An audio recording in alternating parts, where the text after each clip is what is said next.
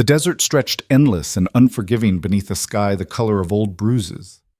Heat shimmered off the cracked earth in waves that made the horizon dance like a fever dream, and the only sound was the whisper of wind through the Joshua trees, until the gunshot shattered the silence. Ethan Cross pulled his horse to a sharp stop, his hand already moving to the Colt 45 at his hip. His eyes, the color of storm clouds, scanned the rocky outcropping ahead where the echo had originated. He'd been riding for 3 days straight, moving through this god-forsaken stretch of territory with nothing but his thoughts and the persistent feeling that something was hunting him. That feeling had kept him alive more times than he cared to count. Another shot rang out, followed by a scream that cut through the afternoon heat like a blade. Ethan kicked his horse forward, keeping low in the saddle as he navigated around a cluster of boulders. The screaming had stopped, replaced by ragged sobbing and the unmistakable sound of someone trying very hard not to die. He dismounted in one smooth motion, leaving his horse ground-tied behind cover, and moved forward on foot with the practiced silence of a predator. The scene that greeted him was painted in blood and brutality. 3 bodies lay sprawled in the dirt near an overturned wagon, their positions telling the story of a fight that had been over before it truly began. The wagon's contents, supplies mostly, flour and beans and cheap whiskey, were scattered across the ground, trampled by multiple horses. Buzzards already circled overhead, patient and knowing. But it was the 4th man who caught Ethan's attention.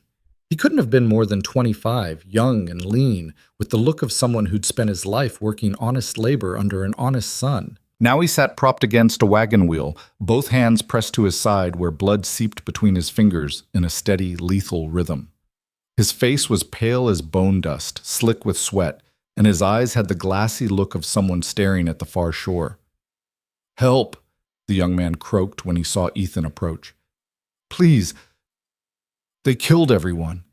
They're coming back." Ethan knelt beside him, his movements efficient and unhurried despite the urgency of the situation.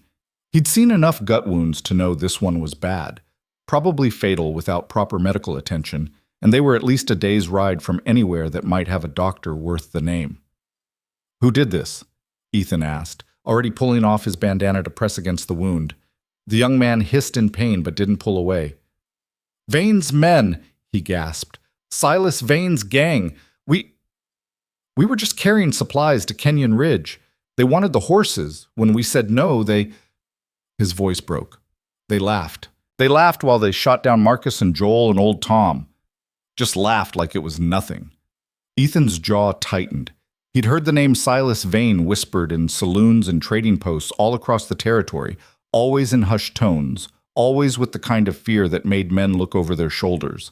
A bandit lord who'd built himself a small empire on blood and terror, operating in the lawless spaces between settlements where federal jurisdiction was more suggestion than reality. "How many?" Ethan asked. 6, maybe 7. I couldn't. It happened so fast." The young man's breathing was getting shallower, more labored.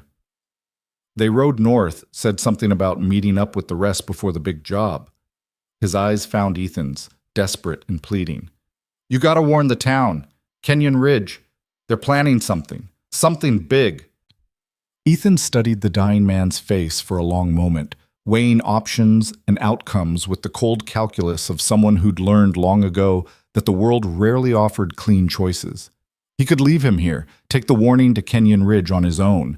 The young man would be dead within the hour, and Ethan would make better time alone. But that wasn't who he was. Not anymore. Not even when it would have been easier. "What's your name?" Ethan asked. "Caleb. Caleb Morrison." "Well, Caleb Morrison, I'm going to get you to Kenyon Ridge, but you're going to have to hold on tight and trust me. Can you do that?" Caleb's laugh was weak and wet. "Don't have much choice, do I?"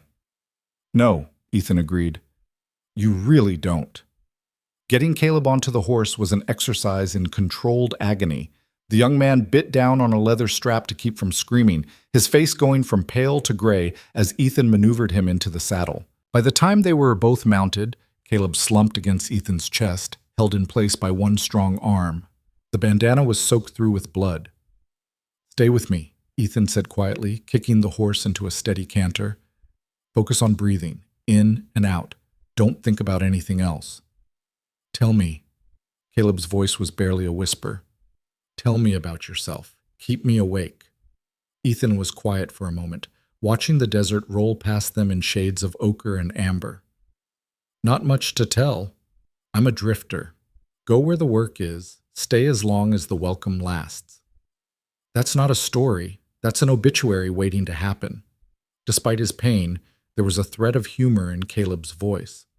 Come on, you saved my life. Least you can do is distract me from dying. You're not going to die. You don't know that. No, Ethan admitted, but I'm going to act like I do until proven otherwise. They rode in silence for a while, the horse's steady gait eating up the miles. The sun was beginning its descent toward the western horizon, painting the sky in shades of blood and fire. Ethan kept checking the trail behind them, watching for dust clouds or the glint of sunlight on metal that would signal pursuit. Vane's men might have left Caleb for dead, but they weren't stupid. Eventually, they'd wonder if anyone else had come across the scene. How much farther? Caleb asked, his voice weaker now. Few hours, maybe less if we push it. Don't know if I have a few hours. Then I guess you'll have to find them somewhere. Ethan's tone was matter-of-fact, almost harsh. Because I didn't pull you out of that dirt just to have you quit on me now. Caleb managed something that might have been a laugh. You're a hard man, mister? Cross, Ethan Cross. Well, Mr. Cross, I appreciate the rescue, but you don't have to pretend this is anything other than what it is. I've seen enough ranch accidents to know when a man's bleeding out. Then you also know that men have survived worse with nothing but stubbornness and spite. Ethan adjusted his grip on Caleb as the young man's weight shifted. So shut up and focus on being stubborn. The desert began to change as they rode, the flat emptiness giving way to rolling hills dotted with scrub brush and the occasional stand of cottonwoods marking underground water sources. Ethan could smell the change in the air, dust and creosote giving way to something that hinted at civilization, however rough. Smoke from cooking fires, livestock, the particular combination of hope and desperation that marked every frontier settlement. There, Ethan said, nodding toward the horizon where the first buildings of Kenyon Ridge were beginning to take shape against the darkening sky. See it? You're going to make it, Caleb. But Caleb didn't answer.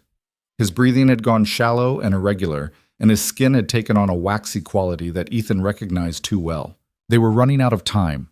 Ethan urged the horse faster, pushing the animal harder than he liked, but seeing no alternative. The town grew larger as they approached, a collection of wooden buildings arranged around a central street, typical of 1,000 other settlements scattered across the frontier.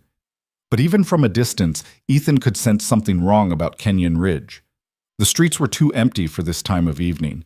The few people he could see moved quickly, hurrying from building to building like mice avoiding a hawk's shadow. This was a town afraid. They thundered down the main street, the horses' hooves kicking up clouds of dust that glowed golden in the last light of day. Faces appeared in windows and doorways, watching their arrival with expressions that ranged from curiosity to outright hostility.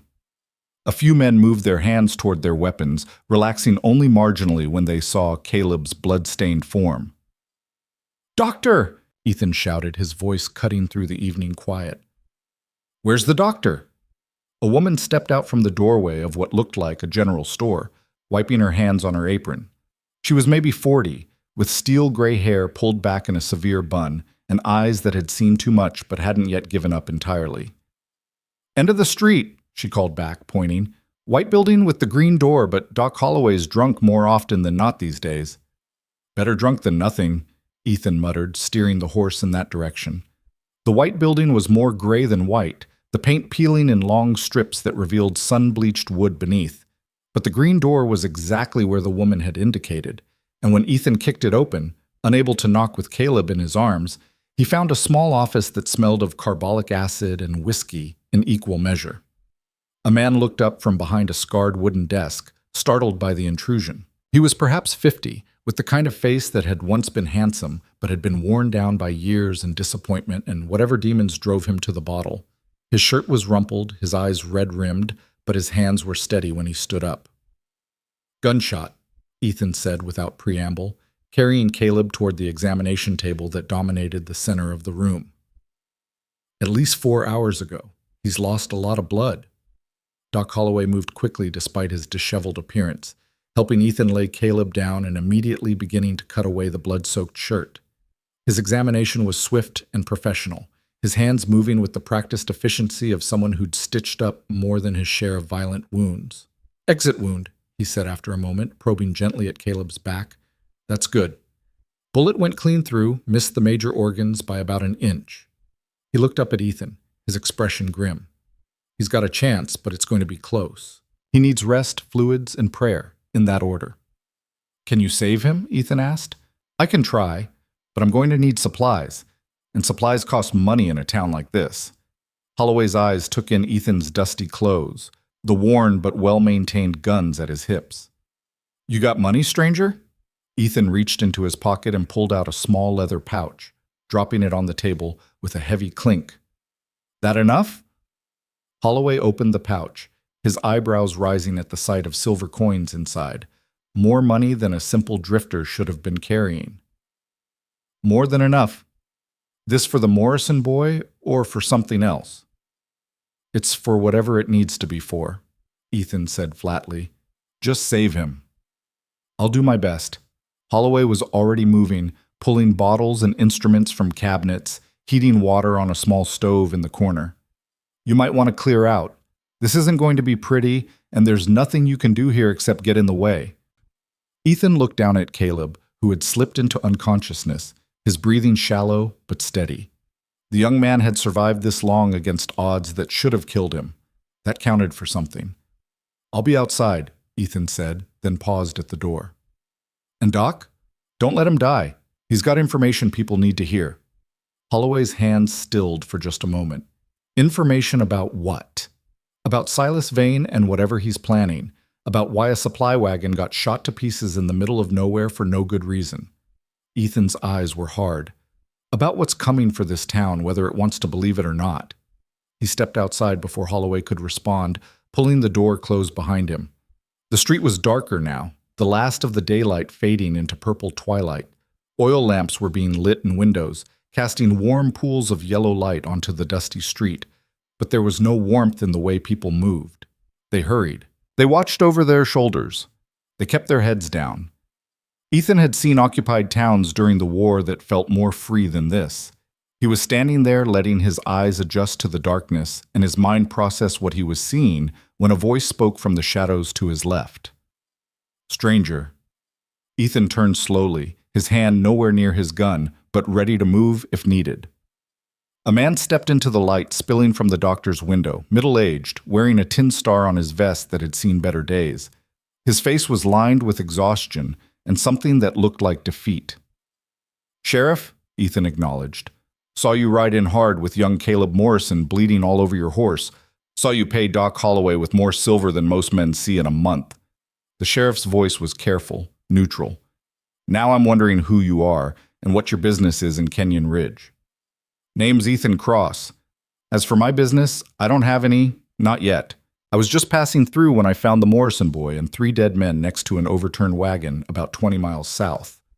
Figured I'd do the Christian thing and bring him somewhere he might not die." The sheriff's expression didn't change, but something shifted in his eyes. 3 dead men. Any idea who did it?" Caleb said it was Silas Vane's gang, said they wanted the horses and didn't take kindly to being told no. Ethan watched the sheriff's face carefully. He also said something about them planning a big job, mentioned Kenyon Ridge specifically. The sheriff was quiet for a long moment, his jaw working like he was chewing on words he didn't want to swallow.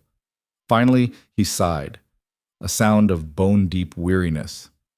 "You might want to climb back on that horse of yours and ride on, Mr. Cross. Kenyon Ridge isn't a good place for strangers these days, especially strangers who go around poking into business that might get them killed." "Is that a threat, Sheriff?" "It's advice, free of charge, which is more than most things in this town." The sheriff glanced up and down the street, his hand resting unconsciously on his gun belt. "Silas Vane owns this territory in everything but name. He's got spies everywhere, guns for hire scattered across 3 counties, and enough money to buy off or kill anyone who gets in his way. I've got 4 deputies, good men but not gunfighters, and a town full of people too scared to stand up for themselves." So you just let him do whatever he wants? The sheriff's eyes flashed with anger, but it was directed inward, not at Ethan. I do what I can with what I have. I keep the peace where I'm able, and I try not to get good people killed for causes that are already lost. You got a problem with that? You're welcome to pin on this star and try doing better. Ethan studied the older man, seeing the truth beneath the defensive anger. This was a man who'd been broken down by impossible choices and no good options. A man who'd probably started out wanting to do right but had learned the hard way that right didn't always win. No problem, Sheriff. But I'm not leaving. Not yet. Why not? What's here for you? Maybe nothing. Maybe something. Ethan's smile was thin and humorless.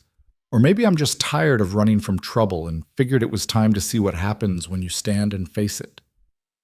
What happens is you die, the sheriff said bluntly. Men like Vane don't lose because men like you suddenly grow a conscience. They lose when enough good people finally get organized and fight back, and I don't see that happening here anytime soon.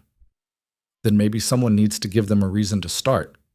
The sheriff shook his head, but there was something in his expression, a flicker of something that might have been hope, or might have been the memory of hope from better days. You're either very brave or very stupid, Mr. Cross. Can it be both? That got something that might have been a laugh out of the sheriff. Suppose it can. Name's Tom Bridger, by the way. I've been keeping the peace in Kenyon Ridge for 8 years, though most days I feel like I'm just watching it fall apart in slow motion. 8 years is a long time to hold the line, Ethan said, especially when nobody's standing with you. Yeah, well... Bridger looked away, uncomfortable with anything that sounded like praise. Like I said, I do what I can. Speaking of which, I should probably get statements from you and Caleb, assuming he lives, about what happened out there. Vane's men cross into open murder. That's federal jurisdiction. Might be enough to finally bring in the marshals. Might be, Ethan agreed, though his tone suggested he didn't put much faith in that possibility.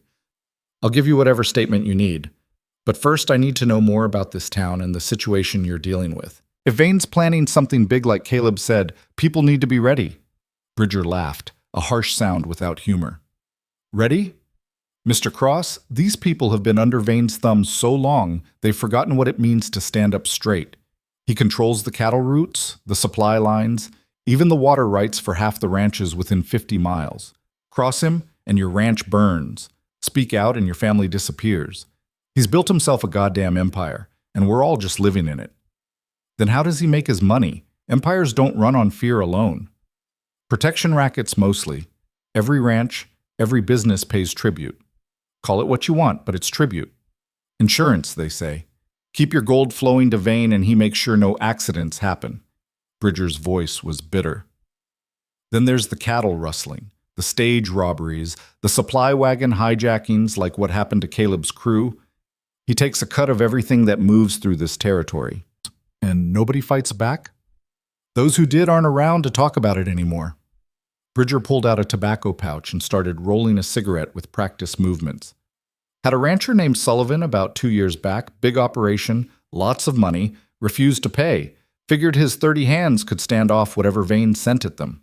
He lit the cigarette, the match flame briefly illuminating his weathered face. Vane burned the whole place to the ground. Killed Sullivan, killed his wife, killed every hand who didn't run fast enough, left the bodies hanging from the front gate as a message. Ethan felt something cold and familiar settle in his gut, the same feeling he'd gotten during the war when he'd seen what men were capable of, when all restraint was stripped away. And the federal marshals, the army? Territory's too big, resources too thin. By the time word reaches anyone who might care enough to do something, Vane's moved on and covered his tracks. He's smart, mister. Cross. Careful. Never does anything that would bring down enough heat to really threaten him. Just enough violence to keep everyone terrified, and enough money flowing to keep his gang loyal. Until now, apparently. If he's planning something big enough to make Caleb's boys worry about warning the town, he must be getting ambitious. Bridger took a long drag on his cigarette, studying Ethan through the smoke. What exactly are you, Mr. Cross? You talk like a drifter, but you think like something else. Something more. I'm exactly what I said I am.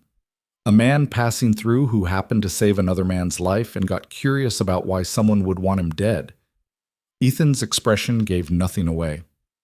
Beyond that, I'm just someone who's seen enough injustice to know what it smells like, and this whole town reeks of it. Before Bridger could respond, the door to the doctor's office opened and Holloway stepped out, wiping his hands on a blood-stained towel. His face was drawn, but not defeated. "He'll live," Holloway announced. "Lost a lot of blood, and he's weak as a kitten, but the wound was cleaner than I expected. Barring infection or complications, young Caleb Morrison should be back on his feet in a few weeks." Ethan felt tension he hadn't realized he was carrying ease slightly from his shoulders. "Can he talk?" "He's conscious, if that's what you mean, but he needs rest more than he needs conversation." "I just need 5 minutes." Holloway looked at Bridger, who shrugged. "Might as well. If Vane's planning something, we need to know sooner rather than later." They filed into the office, the smell of blood and antiseptic stronger now. Caleb lay on the examination table, his torso wrapped in clean white bandages that were already showing small spots of red seepage. His face was still pale, but his eyes were open and alert. "Mr. Cross," he said weakly, "you actually got me here alive." "Told you I would." Ethan pulled a chair close to the table, sitting so he was at eye level with the injured man. "I need you to tell Sheriff Bridger everything you told me, everything you remember about the attack, about what Vane's men said." Caleb's eyes shifted to Bridger, and something complicated passed across his face. Fear, maybe, or disappointment. But he nodded and began to speak, his voice gaining strength as the story poured out. He described the attack in detail, how they'd been riding along the southern route, taking supplies to Kenyon Ridge like they'd done 100 times before. How the riders had appeared seemingly from nowhere, 7 men with guns drawn and faces covered with bandanas. How their leader, a man with a scar running from his left eye to his jaw, had demanded they hand over their horses and weapons. "We said no," Caleb continued, his voice breaking slightly. "Marcus, he tried to talk to them, explained we were just working men trying to make an honest living. The scarred man just laughed, said honest men were the easiest to rob because they always thought the world would play fair with them." "Did they say anything else?" Bridger pressed. "Anything about what they were planning?" "Yeah. After they shot Marcus and the others, after I'd caught the bullet and was pretending to be dead, I heard them talking. The scarred man said they needed to get back to camp, that Silas wanted everyone in position before the big score came through. Said something about a gold shipment coming down from the northern mines, worth more than all their other jobs combined." Bridger and Holloway exchanged sharp looks. "When?" Bridger demanded. "They didn't say exactly, but soon. They were talking like it was days, not weeks." Caleb's eyes were pleading. "Sheriff, you have to stop them. You have to get word to the mining company. Warn them." "I'll do what I can," Bridger said, but his tone suggested that wouldn't be much. "Get some rest, Caleb. You've done your part." Outside the office, the 3 men stood in silence for a moment. The night was full dark now, the street lit only by the scattered light from windows and the weak glow of a few oil lamps strung between buildings. Somewhere in the distance, a dog barked, and from one of the saloons came the tinny sound of an out-of-tune piano. "A gold shipment," Holloway said quietly. "If Vane hits one of the big northern convoys, he'll have enough money to disappear and start over somewhere else, or enough to buy himself so much protection that no one will ever touch him again." "We have to warn them," Bridger said, but he sounded defeated. "Send a wire, get word to the mining companies and the federal marshals. Maybe if they beef up security—" "Vane will have that covered," Ethan interrupted. "If he's planning this big, he'll have people watching the telegraph office, maybe even someone working there. You send a warning, and he'll know within hours. He'll just change his plans, hit somewhere else, and you'll have shown your hand for nothing." "Then what do you suggest?" Bridger's frustration was evident. "We just let him steal a fortune in gold and probably kill whoever's guarding it?" "No, you let him think his plan is working perfectly. You don't warn anyone officially." Ethan's voice was calm, measured. "But you start preparing privately. Quietly gather whoever in this town might still have fight left in them. Get weapons ready. Position people where they can do the most good when the time comes." "And what makes you think anyone in this town will fight? These people have been beaten down for years." "Then maybe it's time someone reminded them what they're capable of." Ethan looked directly at Bridger. "You said it yourself, Sheriff. Vane wins because people are too scared to organize and fight back. So give them something to fight for. Give them hope that they might actually win. And how exactly do I do that? Bridger shot back. What hope do I have to offer? What victory can I promise that won't just get more good people killed? Ethan was quiet for a moment, his mind working through possibilities and probabilities. Then, you said the gold shipment is coming from the northern mines. How many routes could it take to reach civilization? Only one practical route through this territory, the canyon road through Devil's Pass. It's narrow, winding, perfect for an ambush, which is exactly why shipments usually go heavily guarded through there. Perfect for an ambush, Ethan repeated thoughtfully, which means perfect for a counter-ambush if you know it's coming. Understanding began to dawn in Bridger's eyes. You're talking about setting a trap, using Vane's own plan against him. I'm talking about giving this town a chance to take back what's theirs. About showing Silas Vane that Kenyon Ridge isn't as broken as he thinks. Ethan's smile was cold and dangerous. But it's going to take planning, resources, and people willing to risk everything for a shot at freedom. That's a hell of a gamble, Holloway said. If it goes wrong, Vane will burn this town to the ground out of pure spite. And if we do nothing, he'll bleed it dry until there's nothing left anyway. Ethan looked between the two men. At least this way you go down fighting. Bridger took off his hat, running a hand through his thinning hair.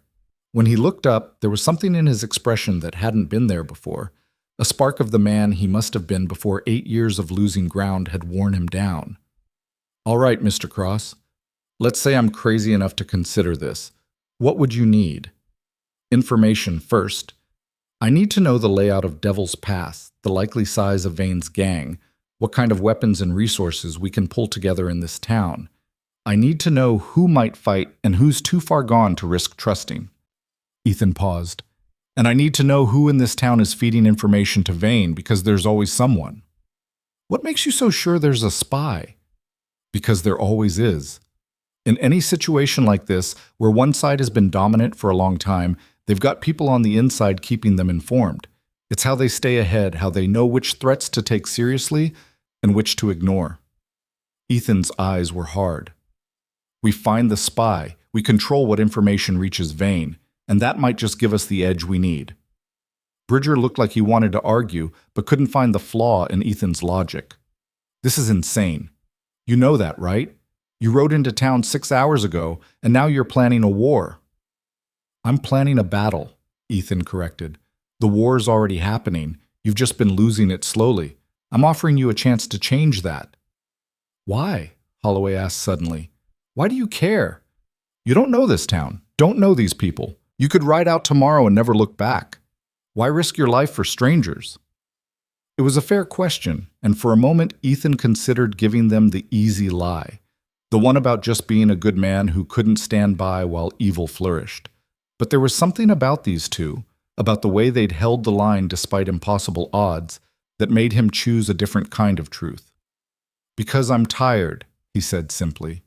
Tired of running, tired of watching good people suffer while bad people prosper, tired of moving from place to place without ever making a difference that lasts. Maybe here, in this forgotten town in the middle of nowhere, I can actually do something that matters. Or maybe I'll just get myself killed trying. Either way, at least I'll know I stood for something. The three men looked at each other in the darkness, the weight of what they were contemplating settling over them like a physical thing. Somewhere in the night, a clock in the church tower struck 9, the bells echoing across the silent town. Tomorrow, Bridger finally said. Come to my office tomorrow morning. We'll start planning, quietly. He looked at Ethan with something that might have been respect. And Mr. Cross? Thank you. Even if this all goes to hell, thank you for giving us a reason to try. Ethan nodded, watching as the sheriff and doctor headed off in different directions, leaving him alone in the street. He stood there for a long moment, letting the night settle around him, listening to the sounds of a town holding its breath. He'd lied to them, of course, not about being tired, that was true enough, but about why he was really here, about what he was really after. Ethan Cross wasn't just a drifter who happened to stumble onto a massacre. He was a federal agent working undercover for months to infiltrate and dismantle Silas Vane's criminal network. The massacre had been unexpected, a complication in an already complex operation. But maybe it was also an opportunity. If If he could earn the trust of this town, position himself as their unlikely savior, he'd be perfectly placed to observe Vane's operations from the inside. Better yet, if he could orchestrate a confrontation that either broke Vane's power or forced him into the open, he could finally complete the mission that had already cost him 2 years of his life and more than he cared to count in terms of sacrifices. The question was whether he could pull it off without getting everyone in Kenyon Ridge killed in the process. Ethan pulled his hat lower over his eyes and started walking toward the boarding house he'd spotted at the far end of town. Behind him, in the doctor's office, a young man who'd survived impossible odds slept fitfully, his dreams filled with gunfire and blood. Ahead of him, in the darkness beyond the town's limits, a criminal empire waited, unaware that its foundations were about to be tested like never before. And somewhere in between, a town full of frightened, desperate people were about to be given a choice: die slowly under Vane's boot, or risk everything on a stranger's promise that they could win. Ethan smiled grimly to himself. The game was in motion now. All that remained was to see who was smart enough, ruthless enough, and lucky enough to still be standing when it was over. The night wind picked up, carrying with it the smell of dust and distant rain. In the morning, everything would change.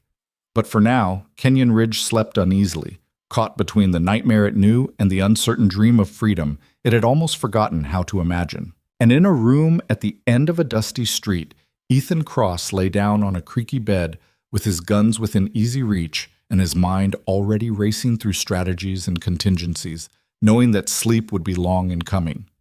The war for Kenyon Ridge had begun, even if most of its people didn't know it yet. Dawn came to Kenyon Ridge like a reluctant promise, the sun crawling over the eastern hills with the kind of hesitation that suggested even nature knew better than to be optimistic about this place. Ethan was already awake, had been for hours, sitting at the window of his rented room and watching the town slowly come to life. The movements he observed told him everything he needed to know about a community under siege. People hurrying through their morning routines, eyes constantly scanning the street, conversations kept brief and conducted in hushed tones. He dressed methodically, checking his weapons with the kind of attention that had kept him alive through a war and a dozen undercover operations since. The Colt 45 at his hip was clean and loaded, the backup piece in his boot equally ready. He'd learned long ago that survival wasn't about being the fastest gun. It was about being the most prepared when everything inevitably went wrong. The boarding house was quiet as he descended the narrow staircase, but he could hear movement in the kitchen. The proprietor, a thin woman named Mrs. Hadley, who'd taken his money last night without asking questions, was already preparing breakfast. The smell of coffee and frying bacon filled the air, almost normal except for the way she jumped when he entered the room. "Morning," Ethan said quietly, not wanting to startle her further. "Mr. Cross." She recovered quickly, gesturing to a small table near the window. "Coffee's fresh. Breakfast will be ready in a few minutes." "Appreciate it." He sat down, accepting the cup she poured with steady hands that nonetheless showed the fine tremor of chronic fear. "Been running this place long?" 15 years, started it with my husband after we came west looking for opportunity. Her smile was sad. "Found plenty of that, though not the kind we'd hoped for." "Your husband still around?" "Died 4 years back. Heart gave out," the doctor said, "but I think it was more that his spirit gave out first." She turned back to the stove, her voice carefully neutral. "This town has a way of breaking people down, piece by piece, until there's nothing left but the shell of what they used to be." Ethan sipped his coffee, watching her work. "You ever think about leaving?" "Every day. But where would I go? This place might be slowly dying, but it's mine. I put too much of myself into it to just walk away." She slid a plate of eggs and bacon in front of him. "Besides, someone has to keep the lights on, even in the darkest places. Someone has to remember that we used to be better than this." Before Ethan could respond, the front door opened and Sheriff Bridger stepped in, his face showing the marks of a sleepless night. Mrs. Hadley nodded to him, already pouring another cup of coffee without being asked. "Tom," she said, "the usual?" "Just coffee this morning, Martha. My stomach's not up for much else." He sat down across from Ethan, studying him with tired eyes. "You still serious about last night, or did common sense catch up with you in the small hours?" "I don't sleep much," Ethan said. "Gives common sense too many chances to talk me out of things." Bridger snorted, something that might have been amusement crossing his weathered face. "Fair enough. Finish your breakfast and meet me at my office. I've got some people I want you to meet. Folks who might be willing to stand up if they thought there was even a ghost of a chance of winning. How many people we talking about? Not enough. Never enough. Bridger drained his coffee in one long swallow. But it's a start. 20 minutes later, Ethan followed the sheriff down the main street toward a small building that served as Kenyon Ridge's law office. The town looked different in the morning light. Not better exactly, but more honest. He could see the bullet holes in some of the building facades, the burned-out shell of what had once been a hotel at the far end of town, the way certain storefronts were boarded up with no signs of reopening. That was the Granville Hotel, Bridger said, noticing Ethan's gaze. Belonged to a man named Dutch Granville, who made the mistake of testifying against one of Vane's men in a circuit court trial 2 years back. The man got hanged, and 3 days later the hotel burned. Dutch and his family barely made it out alive. They left town the next morning, and nobody's heard from them since. And the law did nothing? The law did everything it could with no evidence, no witnesses willing to talk, and no resources to investigate properly. Bridger's voice was bitter. I wrote reports, sent telegrams, begged for help from the territorial governor. You know what I got back? Sympathies and suggestions that maybe I should consider requesting a transfer to somewhere less volatile. They reached the sheriff's office, a squat building with bars on the windows and a door that had been reinforced with iron plates. Inside, 4 men waited, standing in awkward silence like students called to the principal's office. Ethan recognized the type immediately. Working men, tough from years of hard labor, but not fighters, not naturally. Men who'd taken their lumps and learned to keep their heads down. Gentlemen, Bridger said, closing the door behind them. This is Ethan Cross. He's the one who brought Caleb Morrison in yesterday. He's also the man who might have a plan to deal with our Silas Vane problem. The 4 men looked at Ethan with expressions ranging from skepticism to desperate hope. The oldest of them, a grizzled rancher with sun-darkened skin and hands like leather, spoke first. Heard you paid Doc Holloway with silver coin. Heard you talk like a man who's seen some action. What I want to know is why a stranger with money and experience would want to get involved in a fight that's already lost. Maybe it's not lost, Ethan said simply, and maybe I'm tired of seeing men like Vane win because good people are too beaten down to fight back. Pretty words, another man said, younger but with old eyes. But words don't stop bullets, and Vane's got more bullets than we've got bodies. You're right, Ethan agreed, which is why we're not going to fight him head on. We're going to use his own plans against him, turn his ambitions into his undoing. How? The third man, broad-shouldered and missing 2 fingers on his left hand, leaned forward. We don't even know what he's planning next. Actually, we do. Bridger moved to a rough map pinned to the wall, showing the territory around Kenyon Ridge. Caleb Morrison, before he passed out from blood loss yesterday, heard Vane's men talking about a gold shipment coming down from the northern mines. Big score, bigger than anything they've attempted before. The Blackstone mine shipment, the old rancher breathed. I heard rumors they were planning to move 6 months of production all at once, consolidate transport costs. If Vane hits that, he'll have enough money to disappear or enough power to become untouchable, Ethan finished. Either way, this territory loses, and he wins, unless we stop him. The young man with old eyes shook his head. You're talking about taking on Vane's entire gang in open combat. That's suicide. No, I'm talking about something smarter. An ambush of their ambush. We know where they'll hit. Devil's Pass is the only practical route for a heavy gold wagon. We know approximately when, within the next few days, based on what Caleb overheard. What we need is detailed intelligence on Vane's forces and a plan that maximizes our advantages while minimizing our exposure. Our advantages? The 4th man, who hadn't spoken yet, let out a harsh laugh. What advantages? We're shopkeepers and ranch hands going up against professional killers. Your advantage is that you know this territory and they're predictable, Ethan said. Your advantage is that we know what they're planning and they don't know we know. Your advantage is that desperate men defending their homes fight harder than hired guns collecting a paycheck. He paused, letting that sink in. But most importantly, your advantage is that I know how men like Vane think, how they operate, and how to beat them. The old rancher studied Ethan for a long moment. You're not just some drifter, are you? You've done this before. Maybe during the war, maybe after. You've planned operations, led men into combat. I've seen my share of fights, Ethan admitted, offering neither confirmation nor denial. And I've learned that the side that wins isn't always the one with the most guns. It's the one that uses the guns they have most effectively. All right, the rancher said slowly. I'm William Ketchum. I run the Double K Ranch about 10 miles north of here. Lost half my herd to Vane's rustlers last year. And I'm tired of bleeding money and pride to that bastard. You convince me you've got a real plan and not just a death wish, and I'll throw in with you. The others introduced themselves in turn. James Porter, the young man who ran the telegraph office. Samuel Big Sam Morrison, Caleb's uncle and the broad-shouldered man with missing fingers. And Daniel Reeves, who owned the general store and served as the town's informal banker. Each had their own grievances with Vane, their own reasons for being in this room despite the danger. Before we go any further, Ethan said, I need to know who else in this town can't be trusted. Vane's got spies, informants. Someone's feeding him information about what happens here, who's causing trouble, who might be organizing against him. The men exchanged uncomfortable glances. Finally, Porter spoke up. There's rumors. Nothing concrete, but people have noticed that whenever someone speaks out against Vane, trouble follows fast. Too fast to be coincidence. Names, Ethan pressed. I need names. Could be Marcus Webb, Ketchum said reluctantly. He runs the saloon, the Lucky Strike.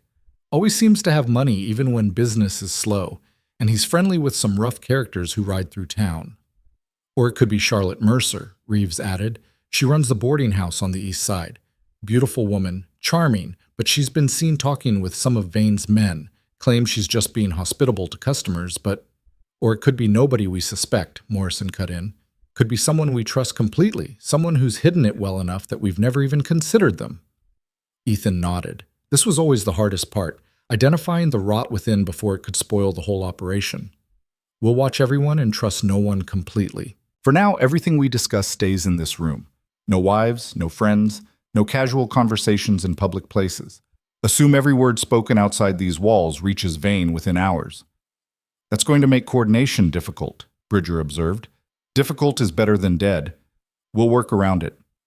Ethan turned back to the map, studying the route marked from the northern mining country down through Devil's Pass.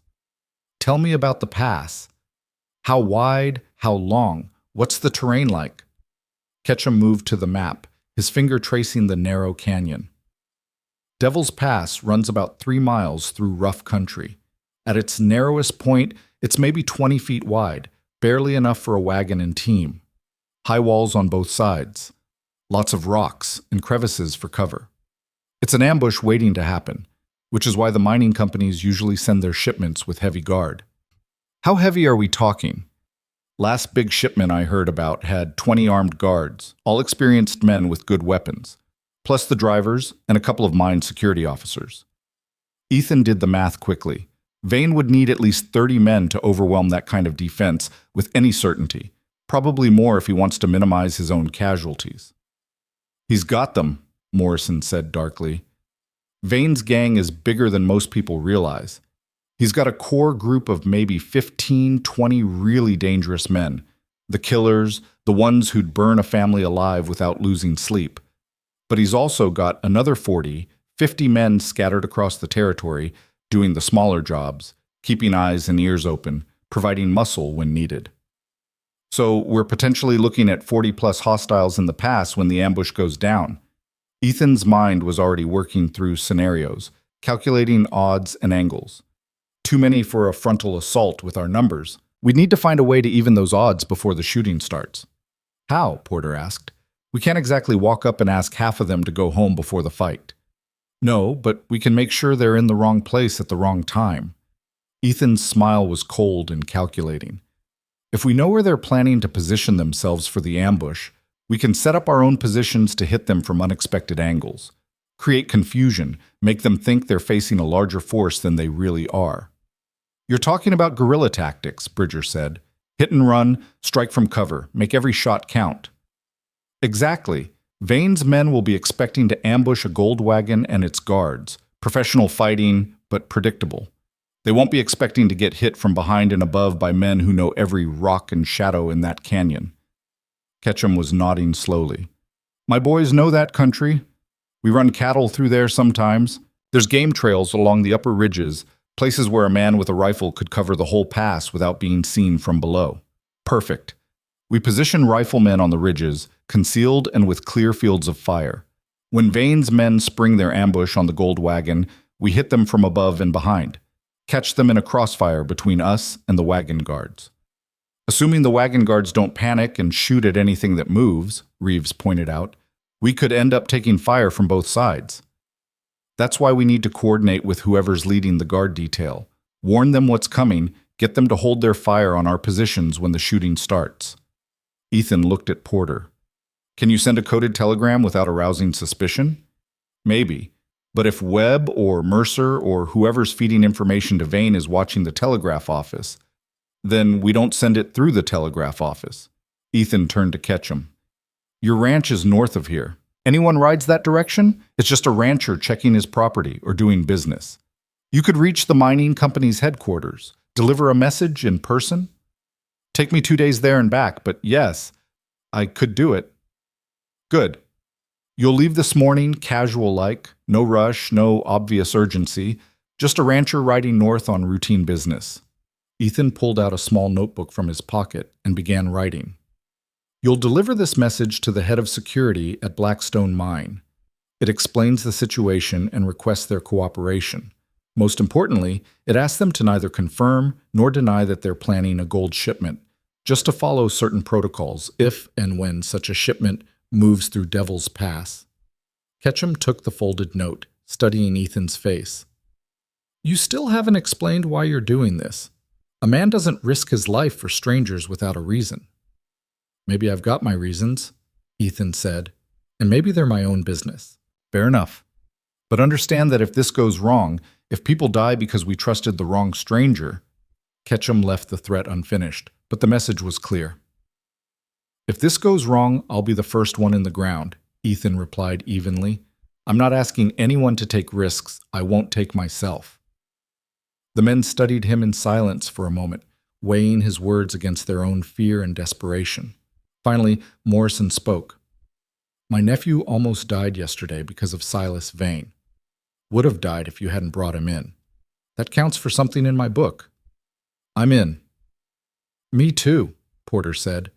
I'm tired of being scared every time I send a telegram, wondering if it's going to get someone killed. Reeves nodded. The store's been struggling for months because of Vane's protection racket. I'm paying more in tribute than I'm making in profit. Something's got to change. Ketchum was the last to commit, but when he did, his handshake was firm and his eyes were clear. All right, Mr. Cross, you've got your team. Let's hope you know what you're doing with us. Hope's got nothing to do with it, Ethan said. This is about planning, preparation, and execution. We do this right, we walk away. We do it wrong, we don't. It's that simple. Over the next hour, they worked out the initial framework of the plan. Ketchum would ride north to contact the mining company. Morrison would quietly reach out to ranch hands and townspeople he trusted implicitly, men who could shoot straight and keep their mouths shut. Porter would monitor all telegraph traffic, watching for any indication of when the gold shipment would move. Reeves would begin acquiring weapons and ammunition, doing so carefully to avoid suspicion. Bridger would maintain his usual routine, giving no indication that anything had changed, and Ethan would do what he did best: gather intelligence, identify weaknesses, and refine the plan until it was as close to bulletproof as anything involving bullets could ever be. They were just finishing when a knock at the door froze everyone in place. Bridger's hand moved to his gun, but Ethan shook his head, moving to the window instead. He glanced out, then relaxed marginally. It's Doc Holloway, he said.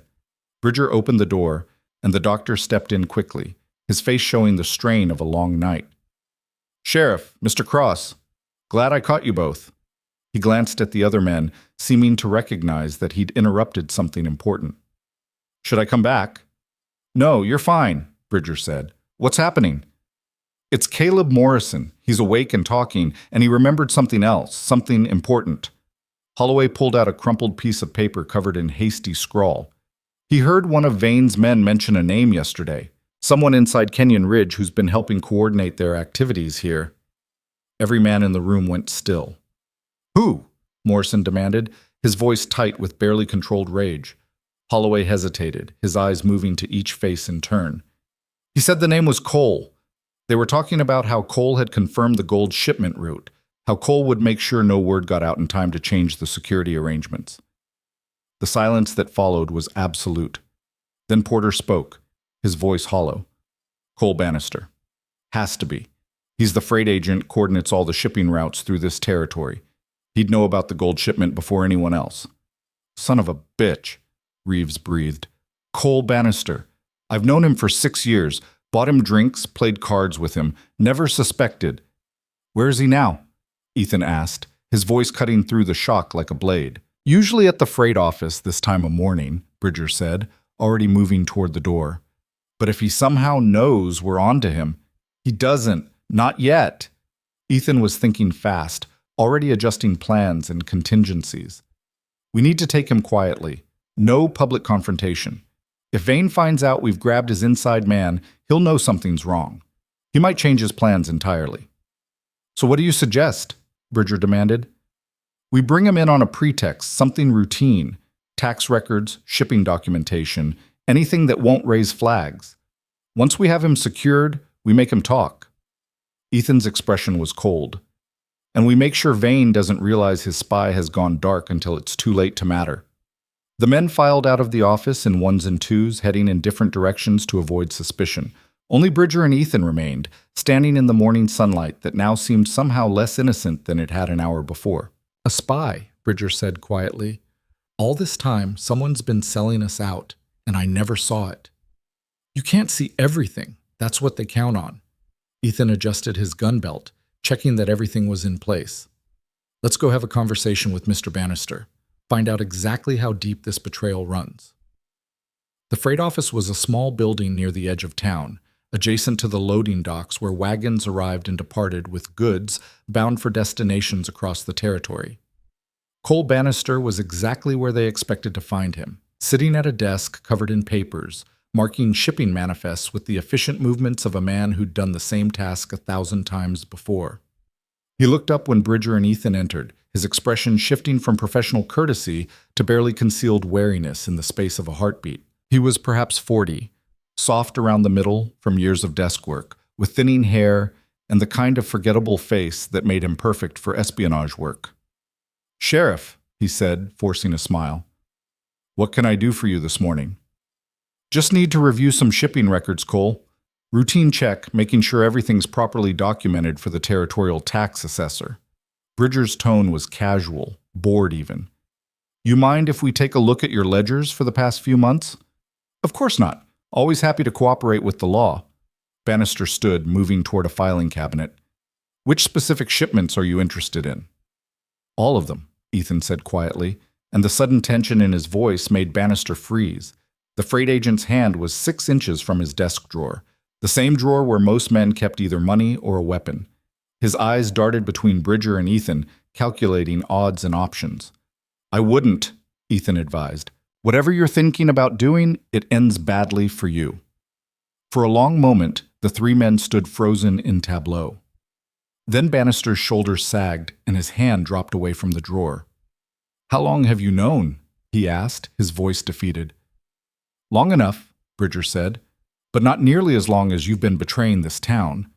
He moved around the desk, pulling Bannister's hands behind his back and binding them with leather cord. "Cole Bannister, you're under arrest for conspiracy, aiding and abetting criminal enterprise, and accessory to murder. You have the right to remain silent, though I'd advise against it." They walked him back to the jail through back streets, avoiding the main thoroughfare where too many eyes might see and too many mouths might talk. The jail cell was small and dark, smelling of old sweat and despair. Bannister sat on the narrow cot, his head in his hands. "They'll kill me," he said quietly. "When Vane finds out I've been arrested, he'll send someone to make sure I can't talk." "Then I guess you'd better talk fast and tell us everything," Ethan said. "Give us enough to take Vane down and you might live long enough to see a prison cell instead of a grave." Bannister looked up, his eyes red-rimmed and desperate. "You don't understand what he's like, what he's capable of. I didn't want to work for him, but he didn't give me a choice. He came to me 3 years ago, Said he knew about some irregularities in my shipping records. Nothing major, just some creative accounting to make ends meet. Said he'd expose me, ruin me, unless I helped him out occasionally. And you just rolled over, Bridger said with disgust. What was I supposed to do? I've got a wife, a daughter. He made it clear they'd suffer if I didn't cooperate. Bannister's voice broke. I told myself it was just information, just schedules and routes. I wasn't hurting anyone directly. Tell that to Caleb Morrison and the 3 men who died with him, Ethan said coldly. Tell that to every person Vane's gang has robbed or killed using information you provided. I know. I know what I've done. Bannister's hands were shaking. But I'm telling you, there's no way out. Even if you stop the gold shipment, even if you somehow beat Vane in Devil's Pass, he's got backup plans and backup men. He always does. Then tell us about them, Ethan said. Tell us everything you know about his organization, his operations, his plans. Give us the information we need to dismantle the whole rotten structure, not just stop one robbery. For the next 2 hours, Cole Bannister talked. He spilled everything he knew about Silas Vane's criminal empire. The names of key lieutenants, the locations of safe houses and supply caches, the routes used for stolen cattle and goods, the corrupt officials in other towns who looked the other way for a price. He drew maps, provided dates, named names, and as he talked, a picture emerged of an operation far more extensive and sophisticated than anyone in Kenyon Ridge had realized. Vane wasn't just a bandit running a gang. He was a criminal mastermind who'd built a shadow government across 3 territories, with enough money and power to challenge legitimate authority almost anywhere he operated. The gold shipment, Ethan finally said. Tell me exactly what you told Vane about it. Bannister pulled out a handkerchief, wiping sweat from his forehead. The Blackstone mine consolidated 6 months of production, like I heard Caleb mention. They're moving it in 2 wagons, heavily guarded, through Devil's Pass. I confirmed the route, the timing, the number of guards. Told Vane it would be coming through 5 days from now, at dawn. 5 days, Bridger repeated. That's not much time. It's enough, Ethan said. If we work fast and smart. Bannister, what's Vane's plan for the ambush? He's positioning men on both sides of the pass, 35 total. They'll let the wagons get halfway through, then trigger rock slides to block both ends. Once the wagons are trapped, they open fire from cover, overwhelm the guards through superior positioning and firepower. Rock slides, Ethan said thoughtfully, which means he's got men setting charges in advance, weakening the canyon walls. Where? Bannister pulled over paper and pencil, sketching a rough map of Devil's Pass. Here and here, he said, marking 2 spots. They started work 3 days ago, drilling holes and placing dynamite. They're supposed to finish tonight, then pull back and wait for the signal. Perfect. Ethan studied the map, his mind already racing ahead. If we can locate those charges, we can turn them against Vane, use his own trap to catch him instead. How? Bridger asked. By making him think everything's going according to plan, right up until the moment we blow those charges on our schedule instead of his. Seal his men inside the canyon instead of the gold wagons. Ethan's smile was sharp and dangerous. Let them see what it feels like to be trapped and outgunned. Bannister was staring at him with something like awe. You're insane. You know that? Maybe. But I'm also the only chance this town has. Ethan turned to Bridger. Keep him locked up tight. No visitors, no messages in or out. As far as anyone outside this jail knows, Cole Bannister is still free and still feeding information to Vane. And what are you going to do? I'm going to Devil's Pass to do some reconnaissance, see what Vane's men have set up, find those charges, and figure out exactly how we're going to turn this ambush inside out. Ethan checked his weapons one final time. I'll be back before dark. Have Ketchum meet me here when he returns from the north. I'll need to know what the mining company said. He was at the door when Bridger called after him. Cross? Be careful. If Vane's men are still working in that canyon and they spot you. They won't, Ethan said with quiet confidence. I've been sneaking through enemy territory since before most of Vane's boys could shave. They'll never know I was there. The ride to Devil's Pass took Ethan through country that grew progressively more hostile with each mile. The flat desert gave way to broken terrain studded with rocks and gullies, then to rolling hills that climbed toward the mountain range where the northern mines carved their wealth from ancient stone. He kept off the main trail, following game paths and dry creek beds that would leave minimal sign of his passage. The sun climbed higher as he rode, turning the landscape into a furnace of heat and light. Sweat soaked through his shirt, and his horse's flanks darkened with moisture despite the steady, careful pace he maintained. This wasn't country you rushed through, not if you wanted to arrive alive and with a mount still capable of carrying you back.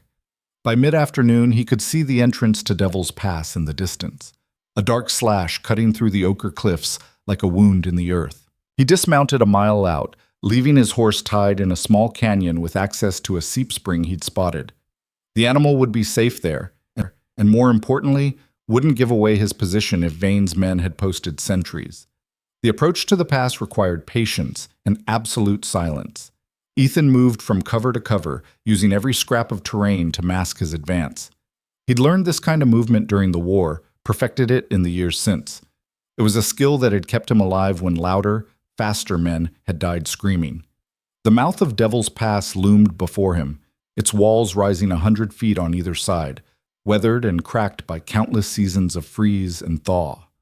He could see why Vane had chosen this place for his ambush. It was perfect killing ground, a natural funnel that concentrated any force moving through it into a compact target with nowhere to hide. Ethan climbed the eastern wall, finding hand and footholds in the rough stone with the ease of long practice.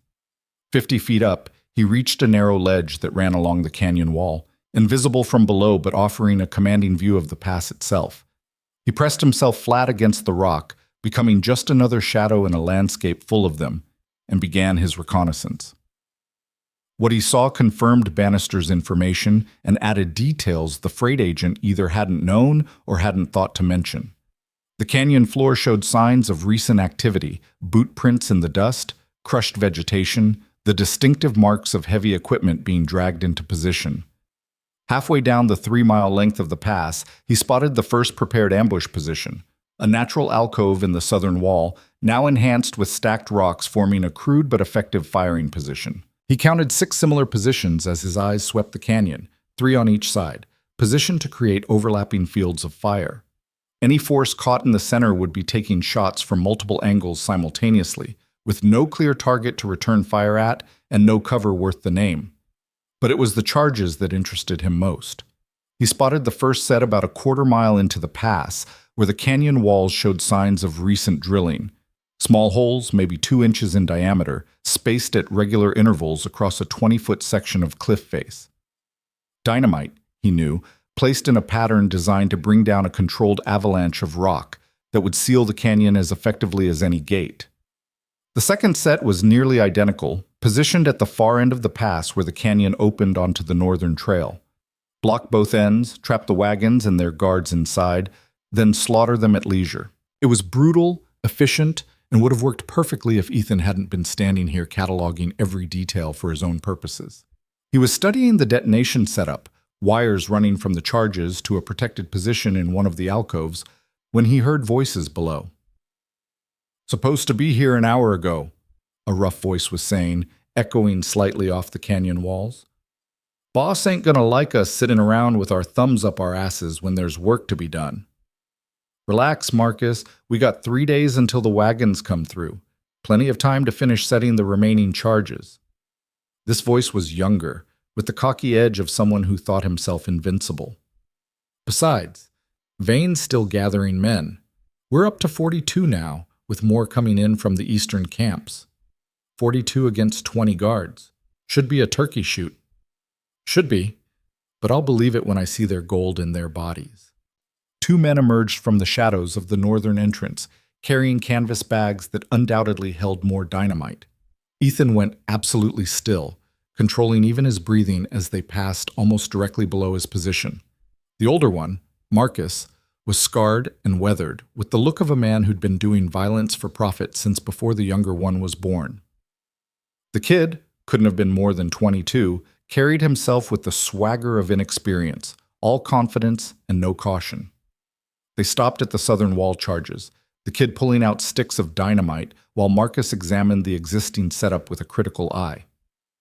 "We need at least 4 more charges in this section," Marcus said.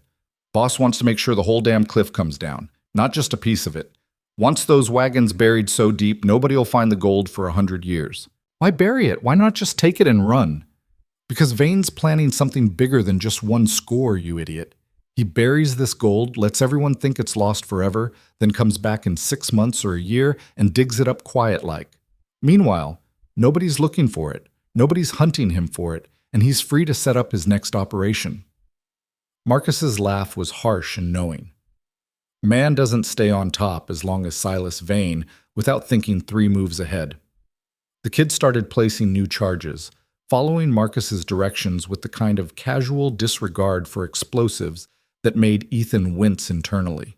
One slip, one spark, and both men would be paced on the canyon walls. "How long you been riding with Vane?" the kid asked as he worked.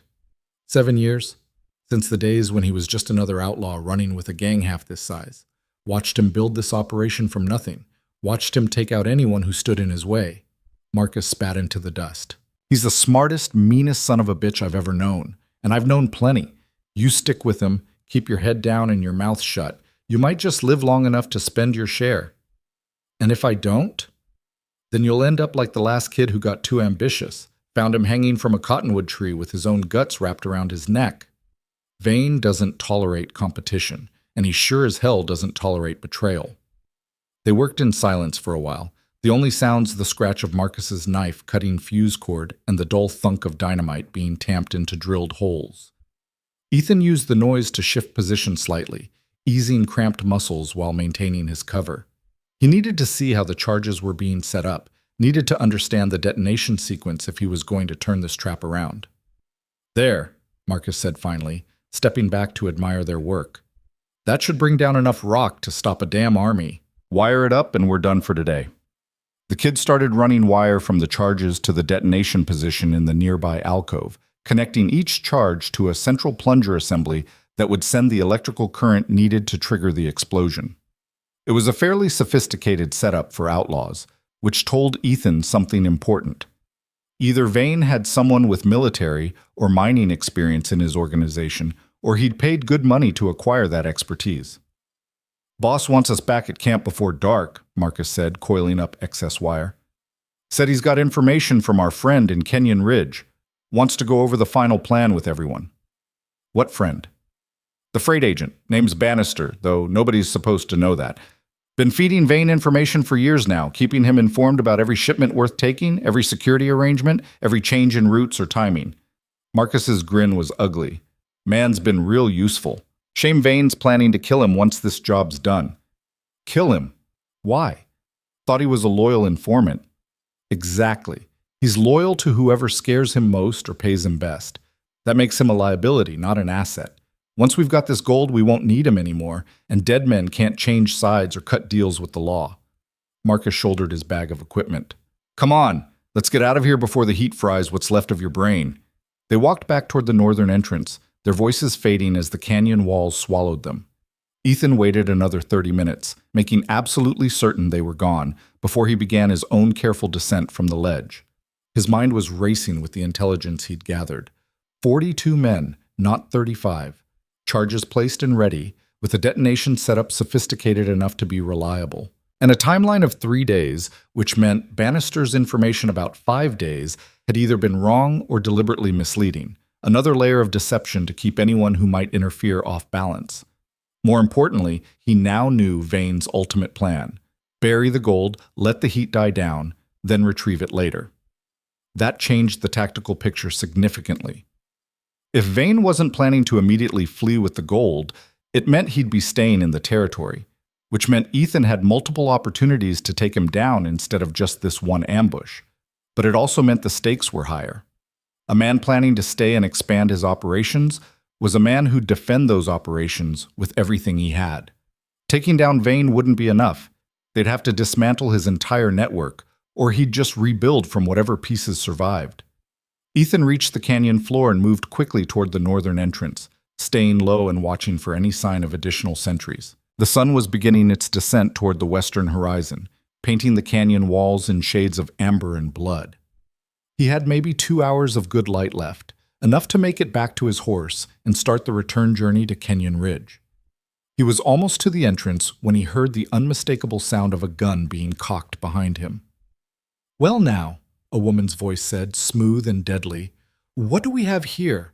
A spy, maybe? Someone who shouldn't be skulking around Devil's Pass 3 days before the biggest score this territory's ever seen?"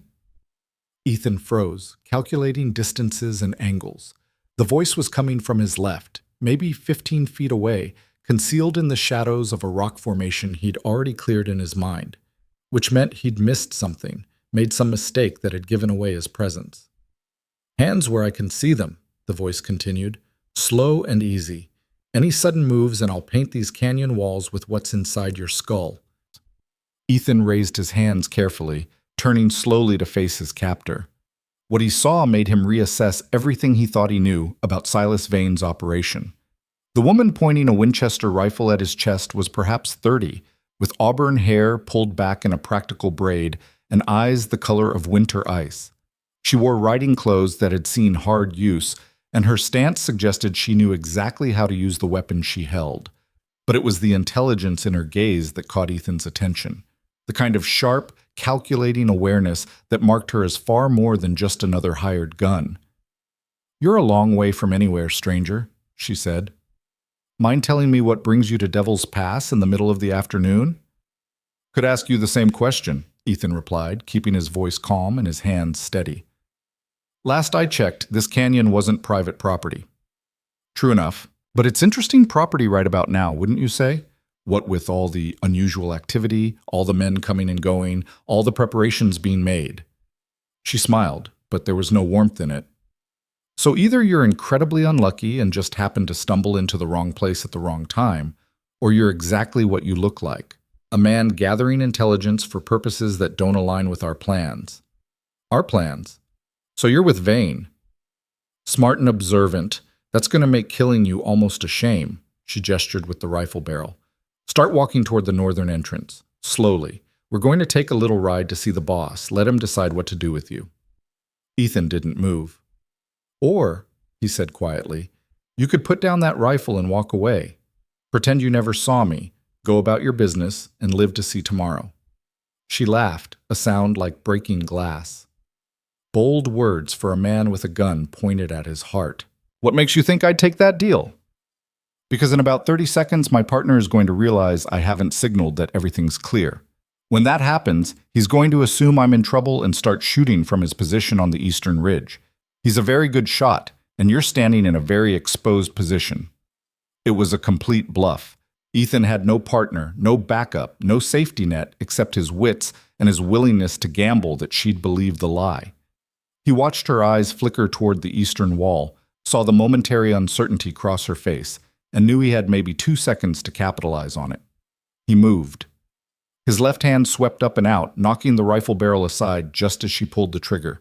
The shot went wide, the sound deafening in the enclosed space of the canyon, and then he was inside her guard, his right hand clamping around her wrist while his body drove her backward against the canyon wall. She was fast and trained, bringing her knee up toward his groin while simultaneously trying to headbutt him, but he'd fought enough close-quarters battles to anticipate both moves.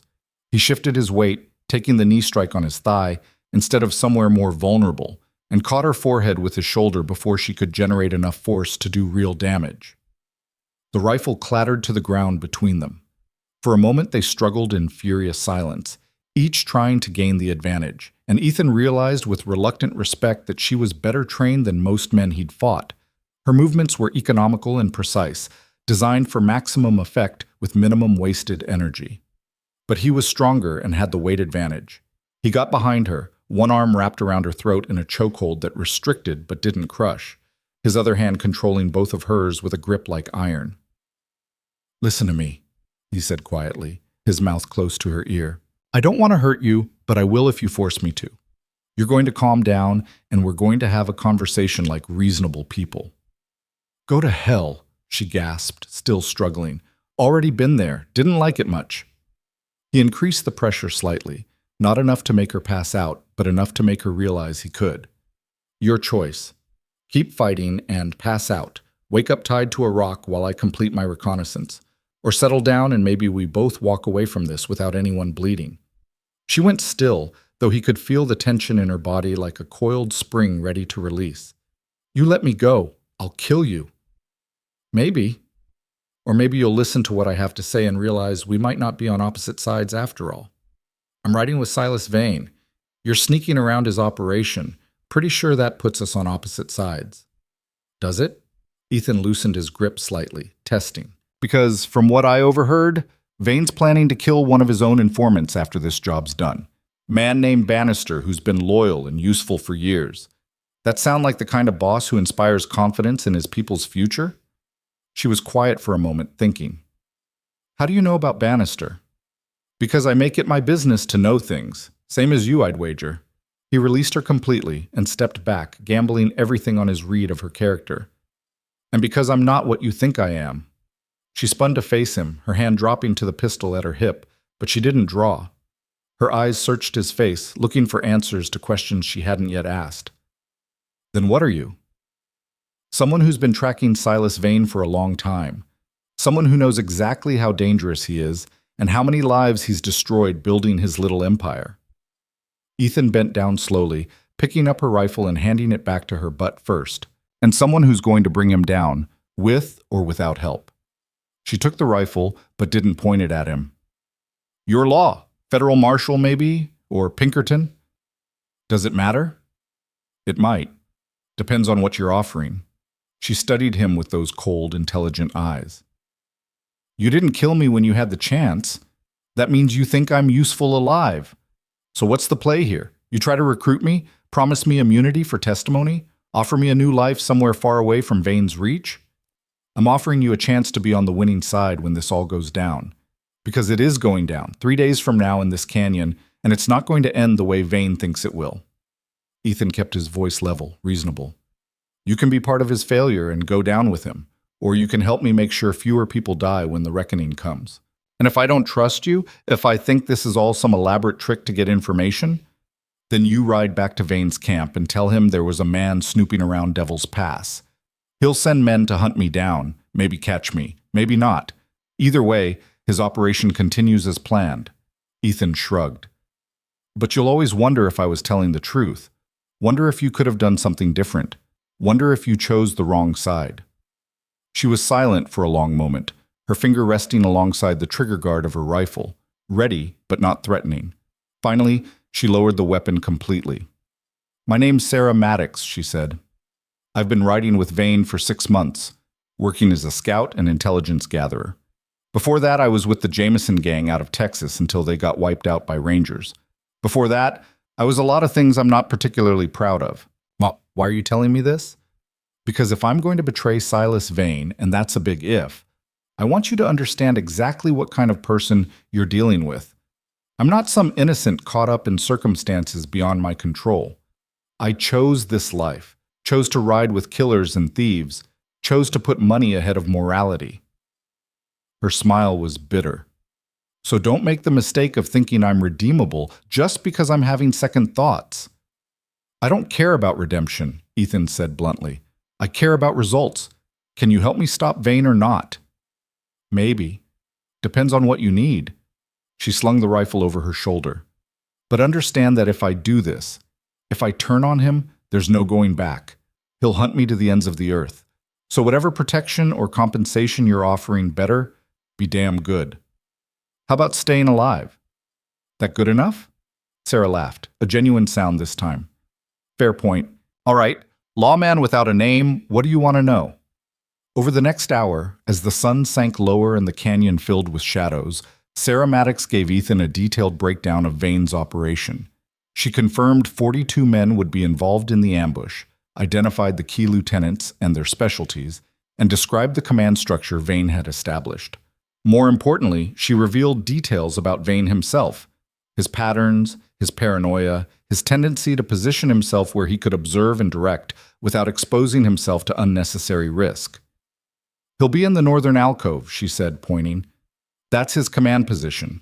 He'll have a clear view of the entire ambush, with an escape route already planned if things go wrong. He's not the kind of man who leads from the front. He leads from wherever gives him the best chance of survival." "Coward," Ethan observed. "Smart," Sarah corrected. Cowards don't build organizations like his. Vane survived this long because he thinks like a general, not a gunslinger. He risks his men, not himself, and he always has an exit strategy. Then we make sure his exit strategy leads somewhere he doesn't expect. Ethan was already working through modifications to his plan, incorporating this new intelligence. When this ambush goes sideways, when his men start dying and his perfect plan falls apart, he's going to run. I need to know where. There's a secondary camp about 5 miles north of here. Horses, supplies, money, everything needed for a quick retreat. Vane set it up weeks ago, part of his contingency planning. Sarah drew a rough map in the dirt with a stick. Hidden in a box canyon, easily defensible, stocked for a long siege if necessary. If things go wrong here, that's where he'll head. Can you take me there? Not without arousing suspicion. I'm supposed to be in the main camp right now, helping coordinate the final preparations. If I disappear for hours with some stranger, people will ask questions. Then tell them you caught an intruder and took him somewhere secure for interrogation before killing him. Took time to make sure he didn't have any partners or backup. Ethan met her eyes steadily. I trust you enough to let you march me into Vane's presence at gunpoint if that's what it takes to maintain your cover. Sarah stared at him. You're serious? You'd actually let me take you prisoner, risk everything on the chance that I don't just hand you over to Vane for real. You're right about one thing. If you betray him, there's no going back. So you've got a choice to make right now, right here. Turn me in and stay in his good graces. Maybe survive the ambush and the aftermath. Or help me, take the risk, and hope that when this is all over there's something better waiting than a life spent looking over your shoulder. Some choice. Only one you've got. She studied him for what felt like a long time, those ice-blue eyes searching his face for something, truth, maybe, or certainty, or just enough conviction to make the gamble feel less insane. Finally, she made a decision that would change everything that followed. All right, Sarah said. I'll show you the secondary camp. But we go now before the light fails completely, and we make it fast. If anyone from Vane's gang sees us, you're my prisoner and you play along perfectly, or we both die. Understood? Understood. They moved through the fading daylight with the efficiency of experienced scouts, covering ground quickly but carefully. Sarah led them along routes that avoided the main trails, using her knowledge of Vane's patrol patterns to keep them clear of any observers. She was good, Ethan had to admit. Better than good. If circumstances had been different, she might have made an excellent law officer instead of an outlaw. The secondary camp was exactly where she'd indicated, nestled in a narrow canyon with a single easily defended entrance and a back way out that only someone who knew it was there would ever find. Ethan counted supplies for at least a month, fresh horses stabled in a natural corral, and enough weapons and ammunition to outfit a small army. He's been planning this for years, Sarah said quietly. Every detail, every contingency. This isn't just about one gold shipment. It's about establishing himself so firmly in this territory that no authority, federal or otherwise, can dig him out. Then we'll have to make sure his foundation crumbles before he can finish building on it. Ethan committed every detail of the camp to memory. 3 days. That's all we have to get everything in position, coordinate with the mining company guards, and set up our own counter-ambush. 3 days to stop a man who's been preparing for this for 3 years. Those are terrible odds. I've worked with worse. They made their way back through the gathering darkness, Sarah maintaining her careful watch for patrols while Ethan's mind raced through scenarios and contingencies. By the time they reached the spot where he'd left his horse, full night had fallen, and the sky was ablaze with stars so bright they seemed close enough to touch. I'll need to contact you, Ethan said. Once we have our plan finalized, I'll need to coordinate timing. Make sure you can position yourself to help when the shooting starts. Sarah pulled out a small leather pouch, extracting what looked like an ordinary stone. There's a cairn about halfway between here and Kenyon Ridge, on the eastern side of the main trail. If you need to leave me a message, hide it under this stone at the base of the cairn. I check it every other day. And if you need to reach me, I'll find you. I'm good at finding people. She smiled slightly. It's what Vane hired me for, after all. They stood there for a moment, two people who should have been enemies but had somehow ended up as reluctant allies, united by nothing more substantial than a shared recognition that some lines once crossed couldn't be uncrossed. Why are you really doing this? Ethan asked. The real reason not the survival story. Sarah was quiet for a long moment. Because I've spent 6 years riding with men like Vane, watching them destroy good people for profit, and somewhere along the way I forgot that I used to be something other than what they made me. Maybe this is my chance to remember. Or maybe I'm just tired of being scared all the time. She met his eyes. Does it matter? No, Ethan said. I suppose it doesn't. She mounted her horse and rode off into the darkness without another word, leaving Ethan alone with his thoughts and the long ride back to Kenyon Ridge. He climbed into his own saddle and pointed his horse south, letting the animal pick its way carefully through the darkness, while his mind worked through everything he'd learned. 42 men. Sophisticated charges. A secondary escape camp. And now an ally inside Vane's organization who could provide real-time intelligence and might be trusted to help when the moment came. The plan that had seemed audacious when he'd first proposed it to Bridger and the others now seemed nearly impossible. But impossible had never stopped Ethan Cross before. It was simply another variable to factor into the equation, another obstacle to overcome through planning and execution. By the time he reached Kenyon Ridge, the moon was high and the town was dark except for a few scattered lights in windows. He went straight to the sheriff's office, where he found Bridger waiting with Ketchum, who'd returned from his ride north. "Well?" Bridger demanded as Ethan entered. "What did you find?" Ethan pulled out his notebook and began sketching the layout of Devil's Pass, marking the charge positions, the ambush alcoves, everything he'd observed. As he drew, he told them about encountering Sarah Maddox, about her intelligence regarding Vane's plans, about the secondary camp and the increased number of men they'd be facing. When he finished, both men were staring at him with expressions that mixed awe with something approaching despair. "You're telling us we're facing 42 professional killers in prepared positions with explosives and escape routes planned," Bridger said slowly. "And our advantage is that we know they're coming, and we have one woman on the inside who might or might not betray us at the critical moment. That's about the size of it, yes." "We're going to die," Ketchum said flatly. "Every last one of us is going to die, and this town is going to burn, and Vane is going to ride away richer and more powerful than before." "Oh, only if we let him," Ethan said. "And I don't plan to let him." He spread out the map he'd drawn, pointing to key positions. "Here's how we're going to win." The next 72 hours transformed Kenyon Ridge from a town paralyzed by fear into something resembling an armed camp, though the transformation happened in whispers and shadows, invisible to anyone who might be watching for Vane. Ethan orchestrated it all with the precision of a military campaign, coordinating movements and preparations through a network of trusted intermediaries who understood that a single slip could mean death for everyone involved. Ketchum brought word that the Blackstone Mines security chief, a former cavalry officer named Captain Michael Reese, had agreed to cooperate fully. The gold shipment would proceed as scheduled, but with modifications that would turn the heavily guarded convoy into bait for the trap Ethan was setting. Reese would position his 20 guards to expect an ambush, but also to recognize and respond to signals from Ethan's people when the counterattack began. He wasn't happy about it, Ketchum reported during one of their late-night meetings in the sheriff's office.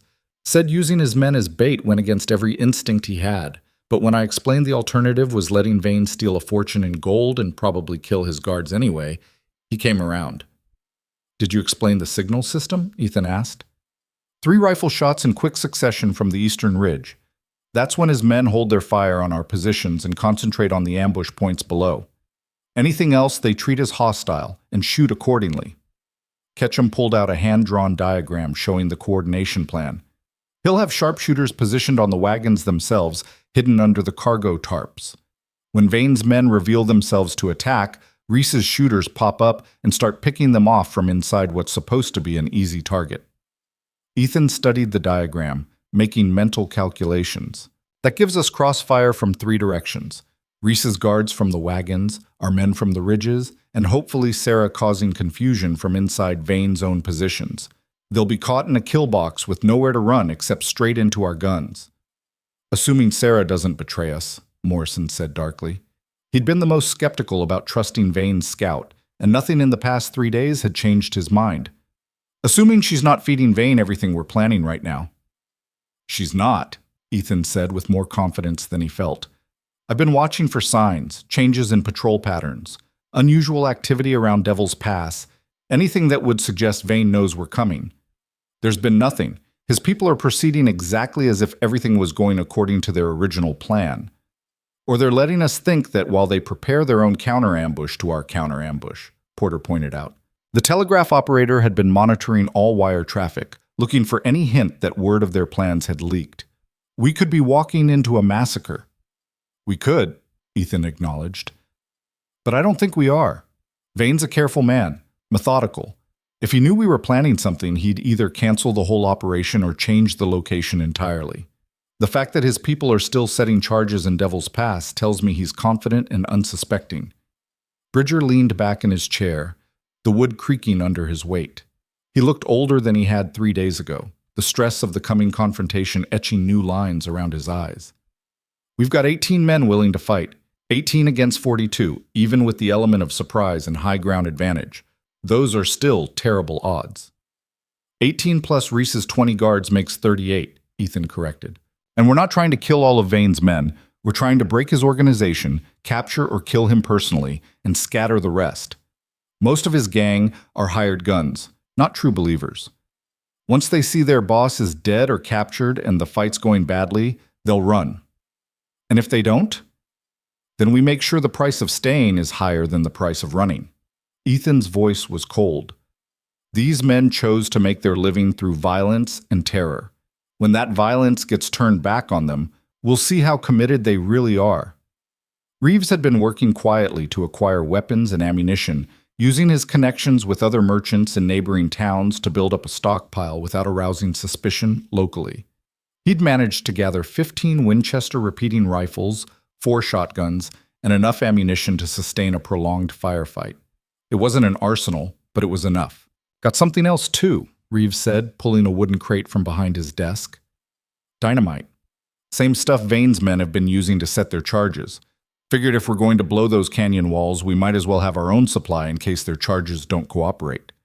Ethan examined the sticks of explosive, noting the quality and condition.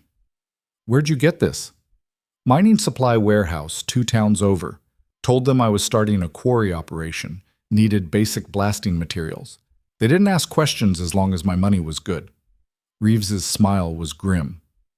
Funny how easy it is to buy death when you've got cash in hand. The plan that emerged from their planning sessions was complex but elegant in its brutality. Ethan and 6 men would infiltrate Devil's Pass the night before the ambush, positioning themselves on the high ridges where they could control the detonation of Vane's own charges. When the gold wagons entered the canyon at dawn, Vane's men would let them reach the killing zone before springing their trap. But instead of the charges sealing both ends of the canyon and trapping the wagons, Ethan's team would blow the northern entrance charges first, sealing Vane's men inside with the very targets they'd meant to trap. Simultaneously, the hidden sharpshooters in the wagons would reveal themselves and begin picking off exposed targets while Ethan's ridge team rained fire from above. Caught between 3 converging forces in terrain that had suddenly become a prison instead of a fortress, Vane's gang would have 2 choices: surrender or die fighting. Either way, the outcome would shatter the criminal empire that had terrorized this territory for years. It's a good plan, Bridger admitted during their final review the night before the operation was set to begin. Maybe even a great plan, but it's got a lot of moving parts, a lot of things that have to go exactly right. And in my experience, nothing ever goes exactly right when the shooting starts. That's why we build in contingencies, Ethan said. If the northern charges don't blow, we've got men positioned to trigger our own explosives. If Sarah can't cause confusion from inside, we proceed without her interference. If Reese's guards can't or won't coordinate with us, we adjust fire and adapt. The core of the plan is solid. Everything else is flexible. Morrison had been quiet throughout most of the meeting, but now he spoke up, his voice heavy with the weight of personal stakes. My nephew's still recovering from the wounds he took at Vane's hands. Doc Holloway says he'll live, but he'll carry the scars the rest of his life. Same as this whole town will carry the scars of what Vane's done here. He met Ethan's eyes. So I'm going to ask you straight, what are our real chances of pulling this off? Ethan considered lying, considered offering false reassurance or optimistic projections, but these men deserved better than comfortable lies. Honestly, maybe 50-50. We've got good intelligence, good positioning, and the advantage of surprise.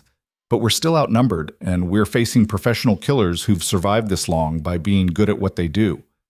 Some of us are going to die tomorrow. Maybe all of us. The question is whether we're willing to risk that for the chance to free this town from Vane's grip. The silence that followed was profound. Each man in the room was weighing the same equation, the value of their own life against the possibility of something better for everyone who came after. It was the kind of calculation that had no right answer, only the answer each man could live with or die for.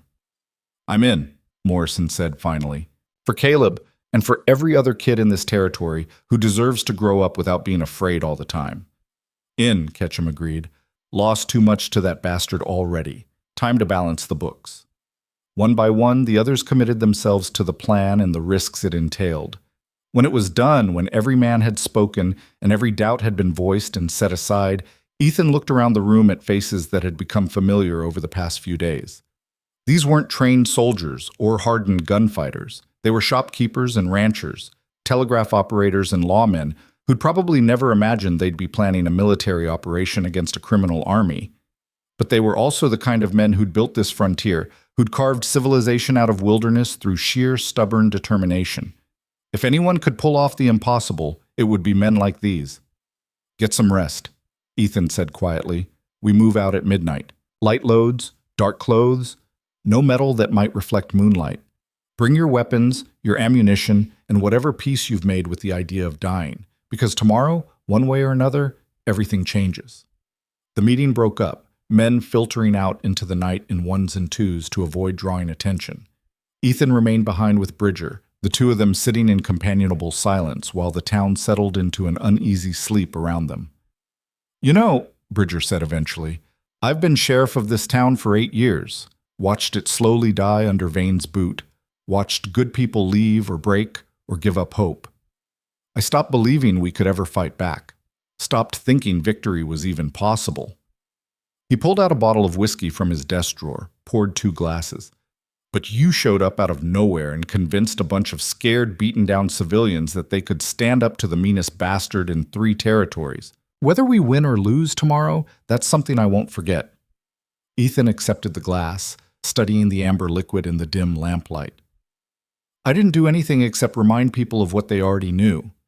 That tyranny only wins when good people decide the cost of fighting is too high. That freedom's not something granted by others, it's something you take and hold on to with both hands, no matter how hard the grip." "Pretty words. Where'd you learn them?"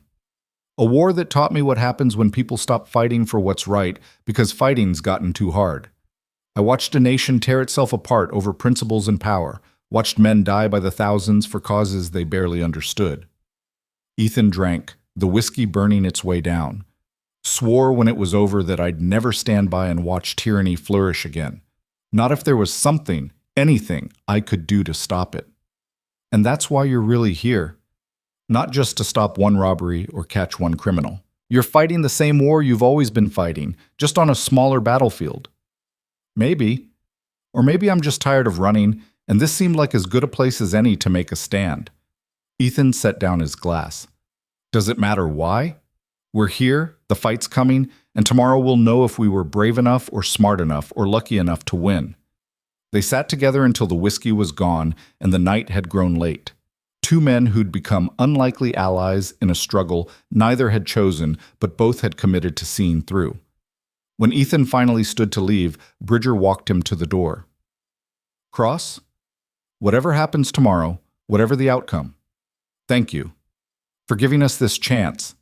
Ethan nodded, pulling his hat low over his eyes as he stepped out into the darkness. The streets of Kenyon Ridge were empty and silent, but he could feel the tension in the air, like electricity before a storm. Behind closed doors and shuttered windows, people were awake and afraid, knowing without being told that something momentous was about to happen.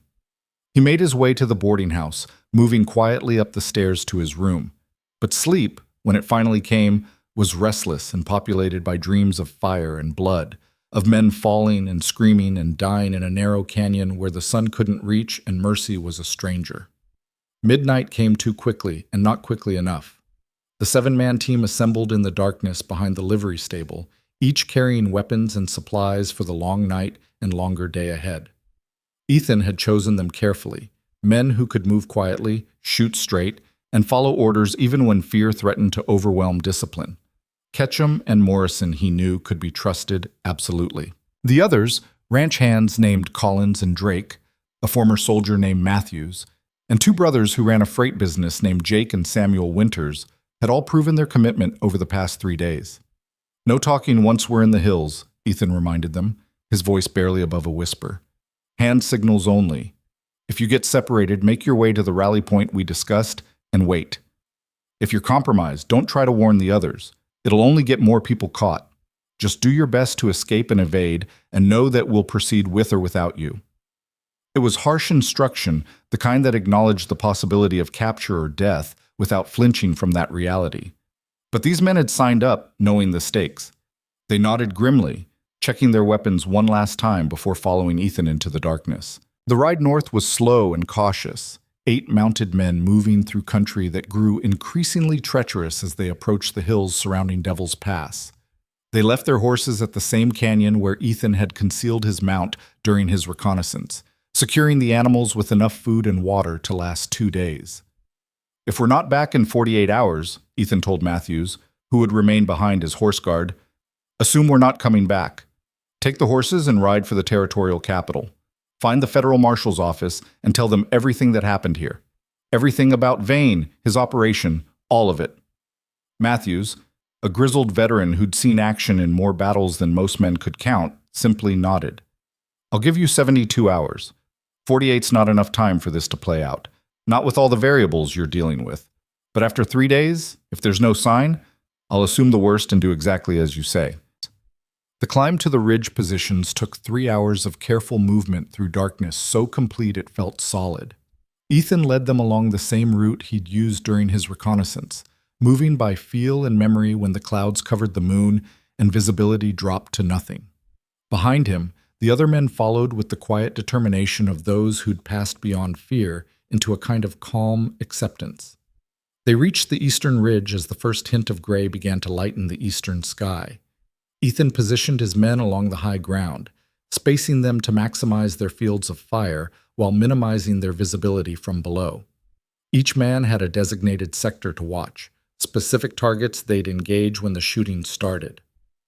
Remember, Ethan whispered, moving from position to position to ensure everyone understood their role, we don't fire until we hear 3 rapid shots from my position.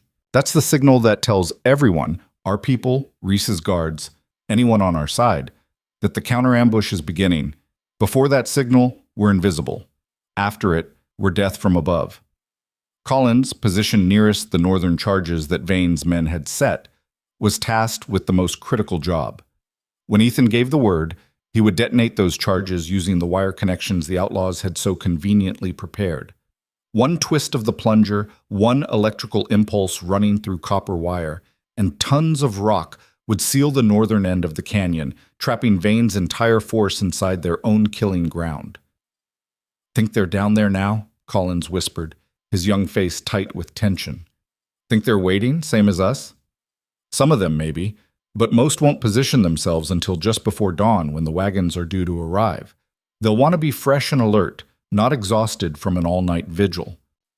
Ethan checked his own weapons, the familiar ritual calming his nerves. Another hour, maybe 2, and this ridge is going to be crowded with outlaws who don't know they're already dead men. The wait was excruciating. Minutes stretched into eternities as the sky slowly brightened from black to gray to the deep blue that preceded sunrise. Ethan watched the canyon below, seeing nothing yet, but knowing with absolute certainty that Vane's men were taking their positions, checking their weapons, preparing for what they thought would be an easy slaughter followed by unimaginable wealth. Movement caught his eye. Shadows detaching from darker shadows, men filtering into the ambush positions that Vane had prepared. Ethan counted them as they arrived, his mind cataloging numbers and positions. 28 visible so far, which meant another 14 or 15 were either already in place or approaching from angles he couldn't observe. One of those shadows resolved into a familiar figure, auburn hair concealed under a dark hat, but the movement unmistakably Sarah Maddox. She positioned herself in one of the southern alcoves, her rifle ready, but her posture suggesting a tension that had nothing to do with the upcoming fight. She was waiting, Ethan knew, for the signal that would tell her whether to help or simply survive what was coming. The eastern sky began to glow with the promise of sunrise. In the distance, Ethan heard the faint rumble of heavy wagons approaching along the northern trail. Reese and his gold convoy, right on schedule, rolling toward what everyone believed would be their deaths. "Steady," Ethan whispered to his men, though whether they could hear him or not was questionable. "Let them commit fully. Let them think they've won. Then we show them what real terror feels like." The wagons appeared at the northern entrance to Devil's Pass, two heavily loaded transports pulled by teams of 6 horses each. Even from his elevated position, Ethan could see the glint of weapons among the drivers and the suspicious regularity of the cargo tarps, concealing, he knew, Reese's hidden sharpshooters waiting to spring their own surprise. Below, in the ambush positions, Vane's men tensed like wolves preparing to spring. Ethan saw a figure he recognized from Sarah's description. Marcus, the scarred veteran who'd been setting charges 3 days ago, raised his hand in a signal that rippled through the canyon. Wait. Hold. Not yet. The wagons rolled deeper into the pass, the sound of their wheels and the jingle of harness echoing off the stone walls. 50 yards into the canyon. 100. Approaching the midpoint where Vane's killing zone was most concentrated. Ethan's finger tightened on his trigger, his eyes tracking the northern alcove where Sarah had said Vane himself would be positioned. There, a figure in dark clothing, commanding bearing, face partially obscured by shadow, but radiating authority and calculation. Silas Vane, the architect of so much suffering, watching his masterpiece unfold. The wagons reached the center point. Marcus's hand dropped in the attack signal. Everything happened at once. Vane's men revealed themselves, rising from cover with weapons aimed at the wagons below. But before they could fire, before the slaughter they'd envisioned could begin, 3 rifle shots cracked out from Ethan's position. Sharp, clear, unmistakable. The counter-ambush exploded into action with devastating precision. Collins twisted the plunger on the northern charges. The canyon wall erupted in a massive detonation that shook the ground and sent tons of rock cascading down to seal the entrance in a wall of debris and dust. Vane's men spun toward the sound, confusion and shock replacing confidence in their expressions. That moment of disorientation was all Ethan's team needed. 7 rifles opened up from the eastern ridge, the disciplined fire of men who'd been given clear sectors and specific targets. Outlaws fell, some killed instantly, others wounded and scrambling for cover that had suddenly become inadequate. The southern positions that had seemed so advantageous moments ago were now death traps, exposed to plunging fire from above. Simultaneously, the tarps on the gold wagons flew back, and Captain Reese's sharpshooters appeared like avenging spirits, their weapons already trained on the revealed ambush positions. More gunfire tore through the morning air, more of Vane's men fell screaming or silent. The canyon became a hell of smoke and thunder and death. Sarah, positioned in her southern alcove, made her choice. Instead of firing at the wagons or Ethan's ridge team, she turned her rifle on the outlaw next to her, dropping him with a single shot before pivoting to engage targets among Vane's own men. Her betrayal was perfect and complete, adding to the chaos and confusion that was already tearing the ambush apart. "Pour it on," Ethan shouted, his voice barely audible over the gunfire. "Don't let them regroup. Keep the pressure constant." His team obeyed with grim efficiency, their rifles speaking in a steady rhythm that sent bullets hammering into the canyon below. The outlaws tried to return fire, but they were caught in a nightmare scenario, attacked from 3 directions simultaneously, their escape route blocked, their perfect plan shattered into bloody chaos. Vane screamed orders from his command position, his voice cutting through the mayhem with desperate authority. "Fall back to the secondary positions. Concentrate fire on the wagons. Someone blow the southern charges and give us an exit."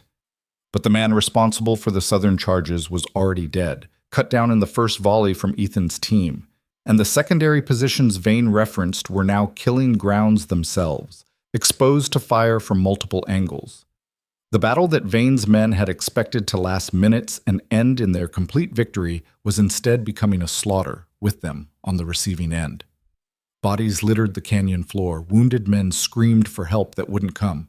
The smell of gunpowder and blood filled the air until breathing felt like drowning. Ethan saw Vane abandon his command position, saw the criminal mastermind recognize that his perfect plan had become his perfect tomb. The outlaw leader bolted from the northern alcove, running toward a narrow crevice in the canyon wall that must have been his pre-planned escape route, the one Sarah had warned Ethan about. "Morrison!" Ethan shouted, pointing. "Don't let him reach that opening!" Morrison's rifle barked 3 times in quick succession, but Vane was moving fast and the angle was difficult. The bullet sparked off rock inches from the fleeing figure, close enough to make him dodge, but not close enough to drop him. Vane reached the crevice and disappeared into it like smoke and wind. "Damn it!" Ethan snarled. He turned to catch him. "Take command here. Keep the pressure on, but watch for surrender. Some of these men might have useful information. I'm going after Vane." "That's suicide. You don't know where that passage leads." "It leads to his secondary camp. Sarah told me about it." Ethan was already moving, scrambling down the ridge with reckless speed. "And I'll be damned if I let him escape after all this." The descent was treacherous, loose rock and steep angles that could kill him as easily as any bullet. But Ethan had spent enough time in dangerous terrain to know how to move fast without falling. He hit the canyon floor at a run, vaulting over fallen bodies and dodging the few remaining outlaws who were still fighting. Sarah appeared from the smoke, her face streaked with powder and blood. The crevice leads to a passage about 300 yards long, comes out in a box canyon where Vane's got horses and supplies stashed. If he reaches that, he won't. Ethan checked his weapons. "Can you hold things here?" "The fight's already over. Most of Vane's men are dead or surrendering. The ones still fighting are doing it out of desperation, not tactics." Her ice blue eyes met his. "But Vane's dangerous even when he's running, maybe especially when he's running. Don't underestimate him." "I won't." Ethan plunged into the crevice, the narrow passage swallowing him in darkness that smelled of damp stone and old fear. He moved quickly but carefully, one hand on the wall to guide him while his eyes adjusted to the absence of light. Ahead he could hear the sound of running footsteps echoing off stone, and beyond that, the faint promise of daylight. The passage twisted and turned, forcing him to slow down or risk running headfirst into rock. But the sound of pursuit seemed to spur Vane to greater speed, and gradually the footsteps ahead grew fainter. Then Ethan burst out of the passage into the box canyon Sarah had described, and everything changed again. The canyon was maybe 200 yards across, surrounded by sheer walls on 3 sides with the narrow passage he'd just exited the only way in or out. Horses stood in a makeshift corral, supplies were stacked under tarps, and in the center of it all stood Silas Vane with a revolver in each hand and murder in his eyes. "So," Vane said, his voice surprisingly calm for a man whose empire had just collapsed in fire and blood. "The mysterious stranger who destroyed everything I built. I don't believe we've been formally introduced." Ethan stood 20 feet away, his own weapons still holstered, taking the measure of the man who'd terrorized an entire territory. Vane was maybe 50, lean and weathered, with the kind of face that might have been handsome once but had been hardened by years of violence into something cold and predatory. His eyes held intelligence and a complete absence of remorse. "Ethan Cross, federal agent, and you're under arrest for murder, robbery, extortion, and about 40 other crimes I can think of off the top of my head." Vane laughed, a sound without humor. "Federal agent? That explains so much. I knew you weren't just some drifter with a conscience. Men like you don't exist anymore." He shifted his weight, the revolvers never wavering from their aim at Ethan's chest. "But here's the thing about arrests, Agent Cross. They require the suspect to surrender, and I don't surrender. Then you die. Your choice." "Maybe, but I'm taking you with me. That's a promise." They stood facing each other in the growing light. 2 men who'd been moving toward this confrontation since the moment Ethan rode into Kenyon Ridge with a dying man across his saddle. Everything that had happened since, the planning, the preparation, the battle that had just torn apart Vane's organization, had been leading to this moment. "You could have been something better," Ethan said quietly. "You're smart, organized, capable of building and leading. You could have used those talents for something other than destroying lives and spreading terror." "I used them to survive in a world that doesn't give second chances to men who play by the rules," Vane shot back. "You think I wanted this?" I was a businessman once, tried to make an honest living. Know what that got me? Robbed, ruined, and left to starve while men with guns and no morals took everything I'd built. His smile was bitter as poison. So I became one of them, became better than them. And I survived while they all died or ended up in prison. And now you're going to die or end up in prison yourself. Funny how that works. Vane's expression hardened. Draw. The word hung in the air between them for a heartbeat that stretched into eternity. Then both men moved, hands flashing to weapons with the speed of long practice and desperate need. Ethan was faster. His Colt cleared leather and fired twice before Vane's weapons even reached level. The shots took the outlaw leader in the chest, dead center, the impact staggering him backward. Vane's revolvers fired as he fell, but the shots went wild, bullets striking rock and dirt nowhere near their intended target. Silas Vane hit the ground hard, blood spreading across his shirt in a dark stain. His weapon slipped from nerveless fingers and his breath came in wet, labored gasps. Ethan approached carefully, kicking the fallen revolvers away before kneeling beside the dying man. "It's over," Ethan said. "Your organization's destroyed, your men are dead or captured, and Kenyon Ridge is free." Vane coughed, blood flecking his lips.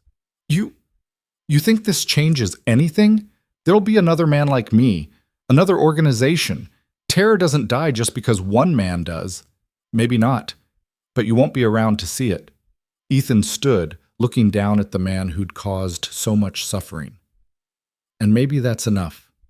Silas Vane died with the sunrise painting the canyon walls gold and red, his eyes fixed on a sky he'd probably stopped really seeing years ago. Ethan stood over the body for a long moment, feeling not triumph, but a kind of exhausted relief. It was done. The mission that had consumed 2 years of his life was finally complete. He walked back through the passage toward the sound of voices and activity in Devil's Pass. When he emerged, he found the battle truly over.